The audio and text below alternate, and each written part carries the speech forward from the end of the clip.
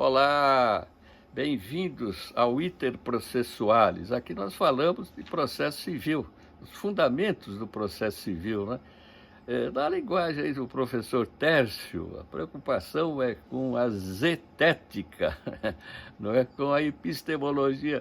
Em última análise, com a verticalização dos conceitos, né?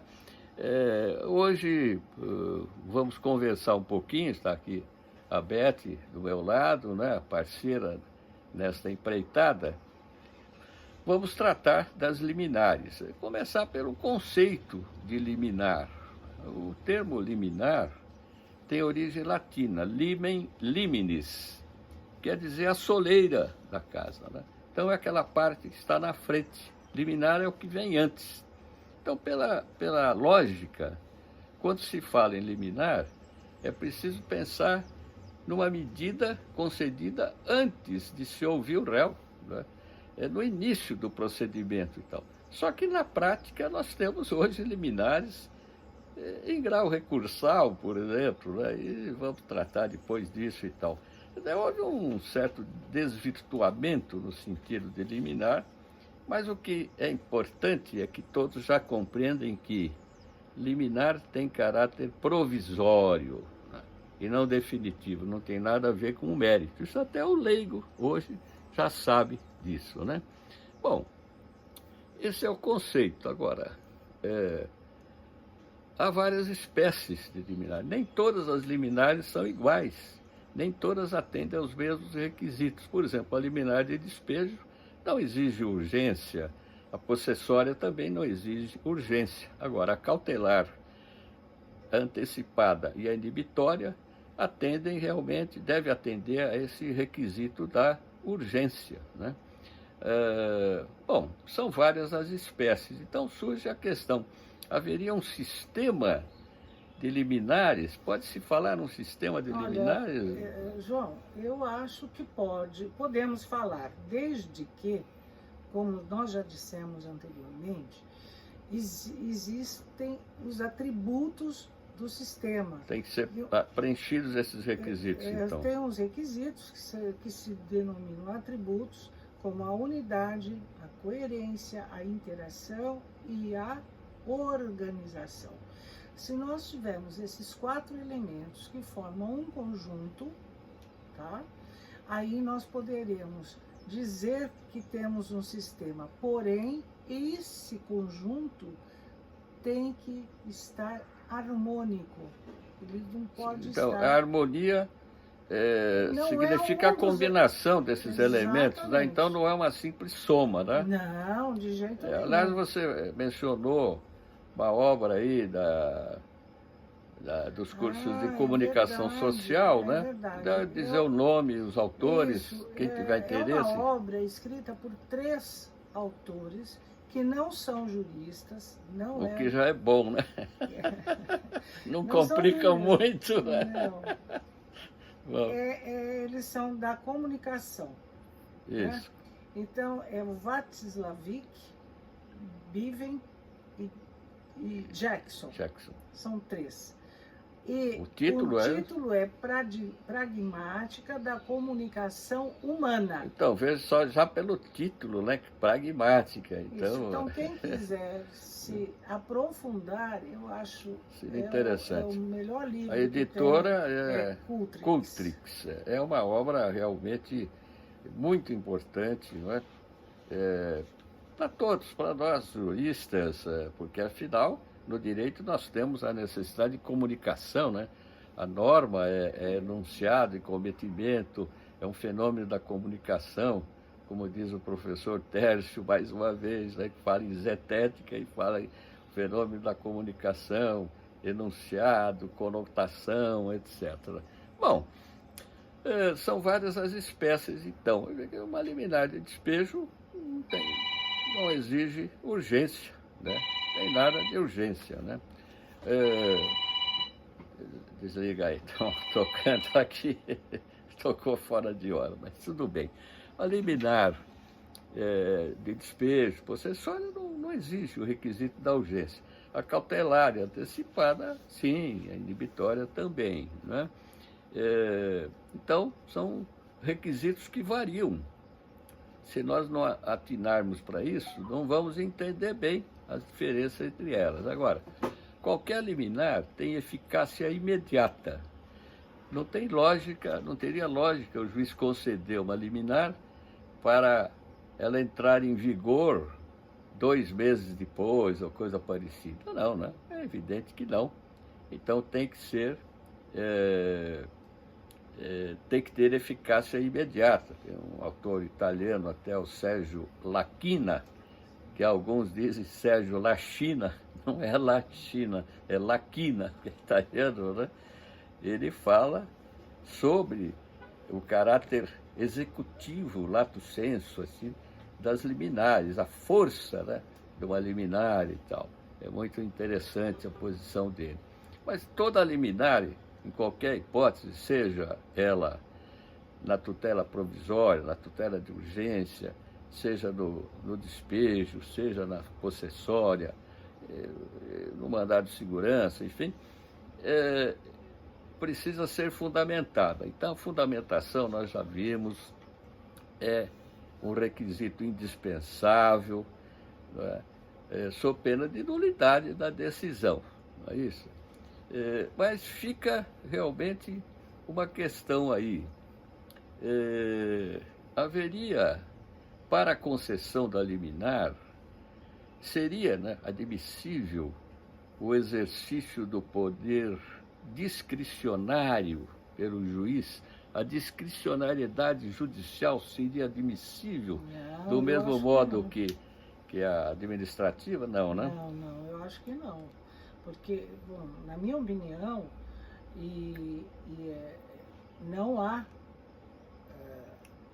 discricionariedade. Não há lugar para discricionariedade judicial. Certo. Tá?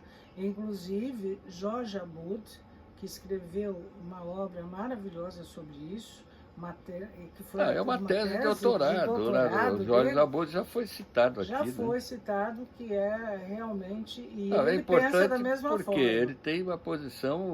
A posição dele é categórica, né? Isso, exatamente. É categórica. Eu até me lembro, ele diz, onde há discricionariedade, não há atividade jurisdicional.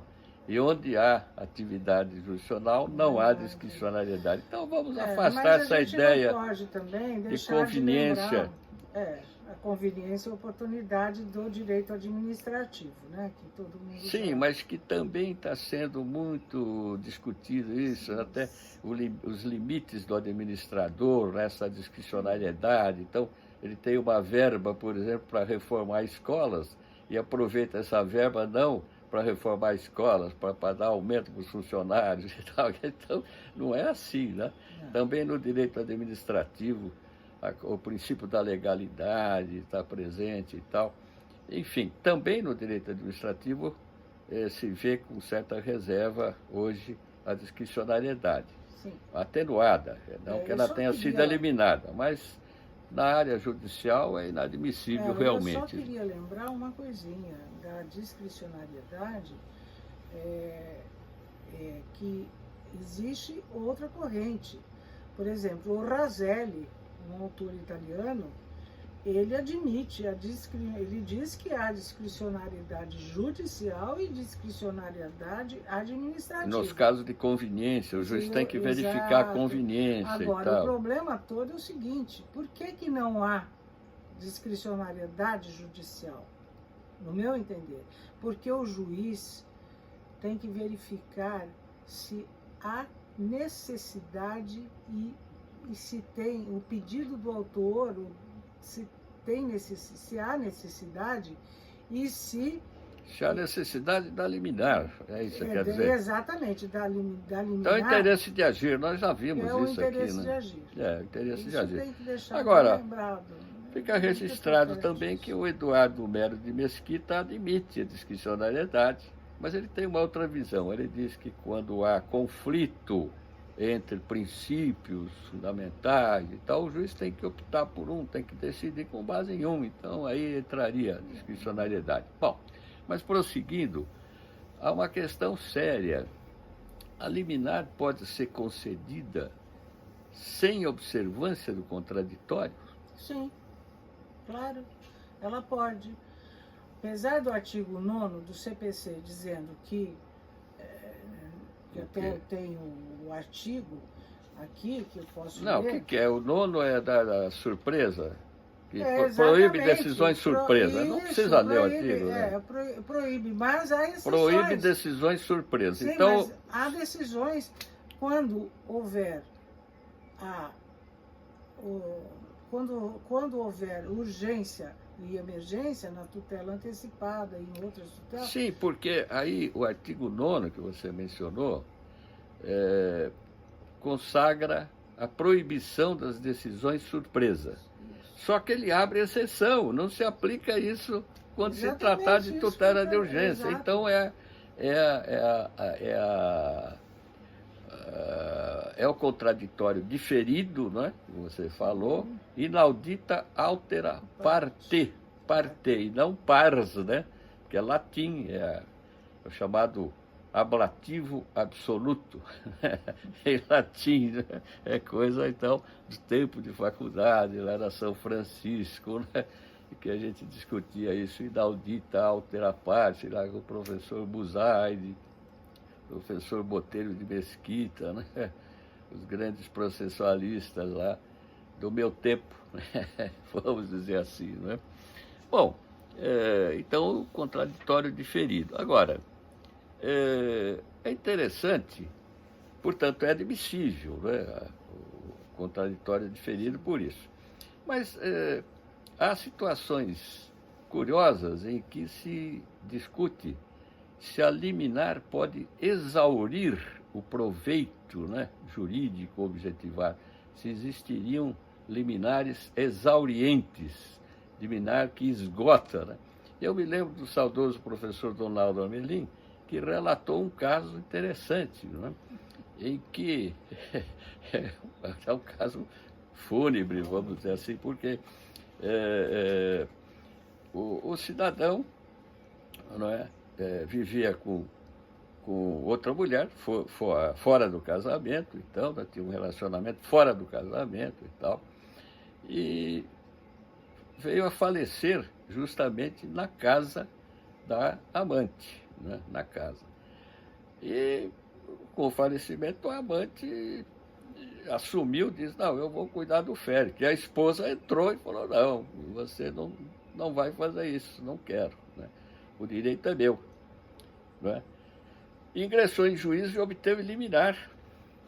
O juiz concedeu a liminar para que o sepultamento fosse efetivado pela esposa, né? Com a pessoa com quem ele tinha se casado, né? Então aí se discute, depois disso, o que vai fazer? Enterrou, né? Acabou, né? Ele foi enterrado, né? E as duas vão brigar depois disso, né? Vão discutir, você não tinha direito, o juiz deu a liminar, então pensa-se aí numa liminar exauriente, acabou exaurindo realmente a pretensão, né?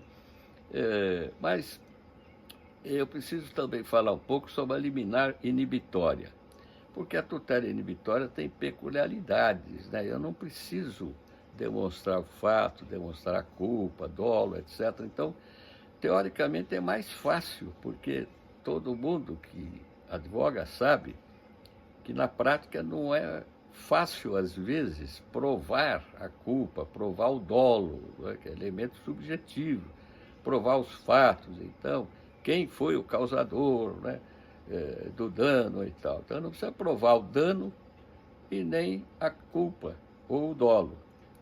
Isso é a inibitória, porque a lei permite a proibição da prática do ato, quer dizer, evita-se a prática do ato, então ela se dirige ao futuro, é para evitar a prática do ato, quando se tratar de um ato ilícito, não preciso provar dolo. Agora, é difícil a prova na tutela inibitória, não é? Acho que já foi dado aqui um exemplo interessante, não é?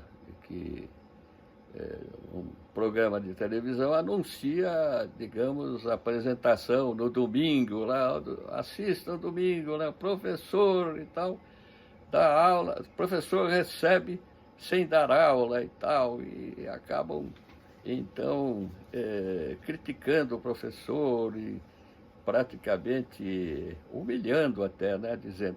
Mas isso é uma chamada, digamos. Numa quinta-feira, né, se faz a chamada para apresentar o programa no domingo. E o professor, o que ele vai fazer, né?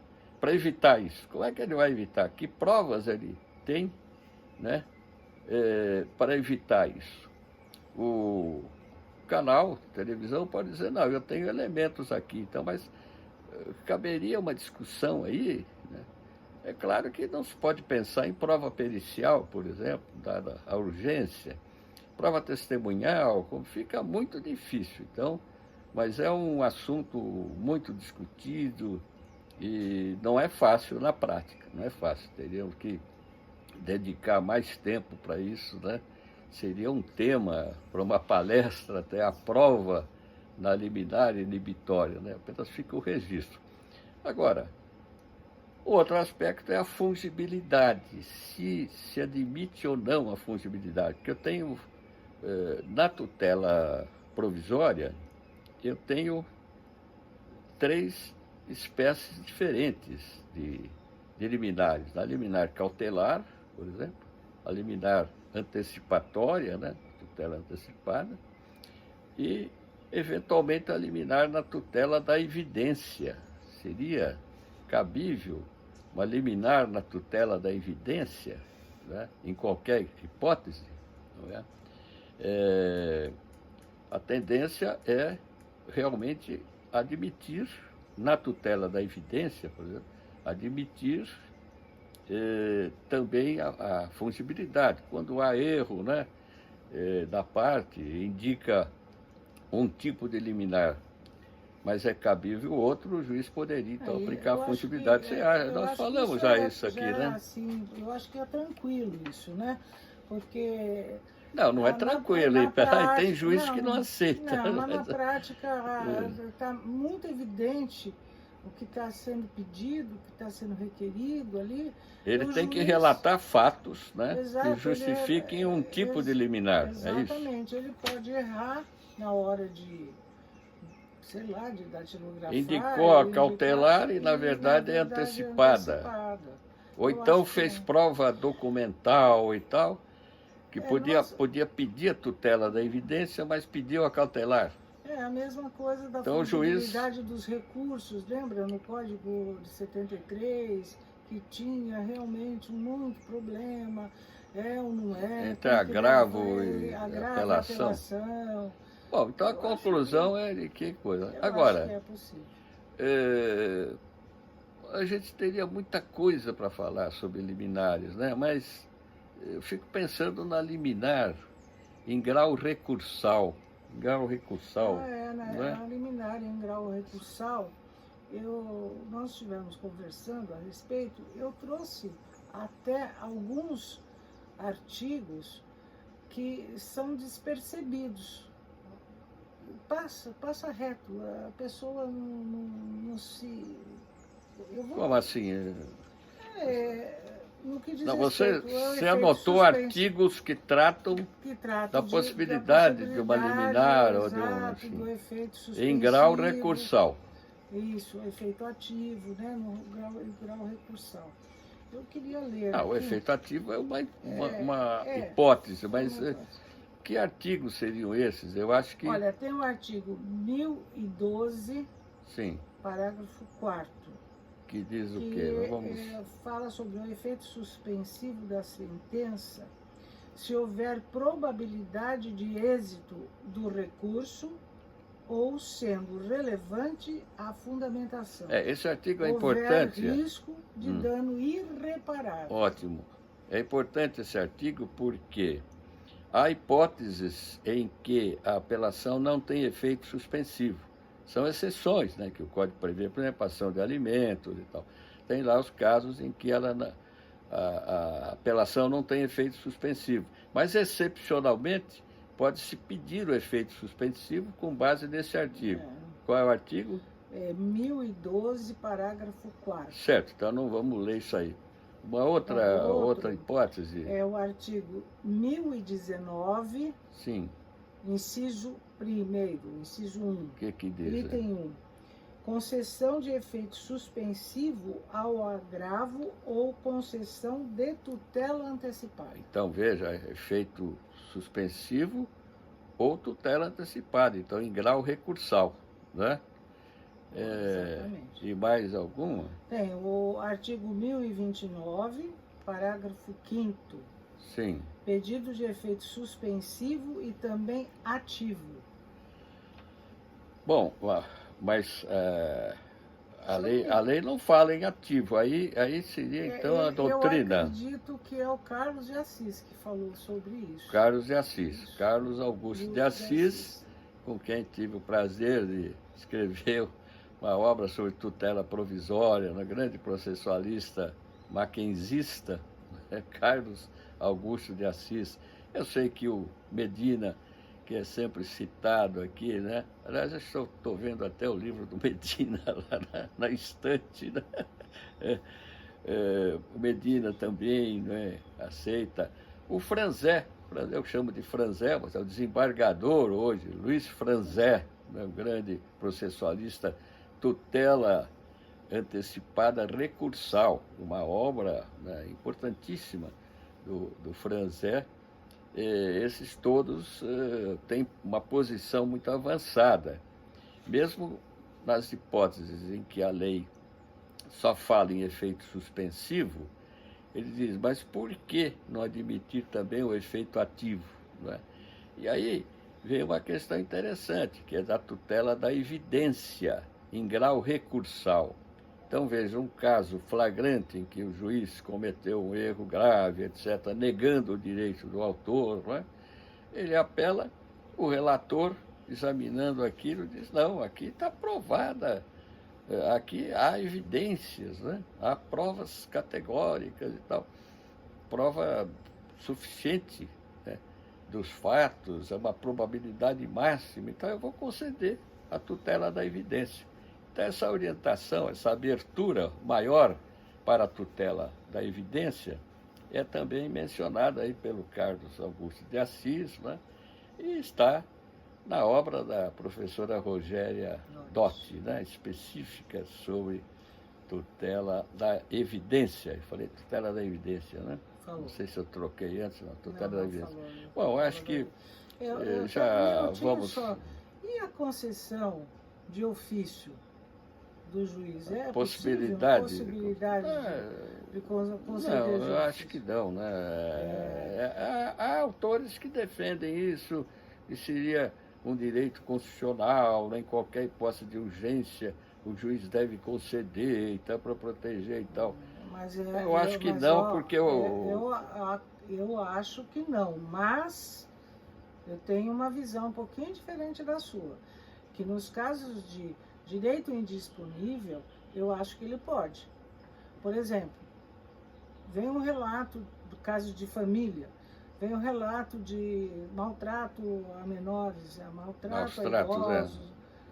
É hipótese excepcional, né? É excepcional. Realmente, eu acho, devemos considerar essa hipótese, né? Aliás, eu me lembro de uma juíza, era argentina, né? De Rosário, num congresso aí, ela era garantista e tal, defendia, né, o garantismo contra o ativismo, etc., mas diz, olha, eu estou agora numa vara de família, e vara de família é um pouco diferente tudo isso, né? Lembra-se disso, né? Lembro, com certeza. Mas acho que o nosso tempo já expirou, né? Porque a intenção aqui é não falar demais, né? É fazer uma comunicação em tom coloquial, assim, enfrentando esses aspectos e esperando aí um novo encontro com outro tema, né? Então, obrigado aí pela atenção a todos, um abraço a todos. Tchau, tchau.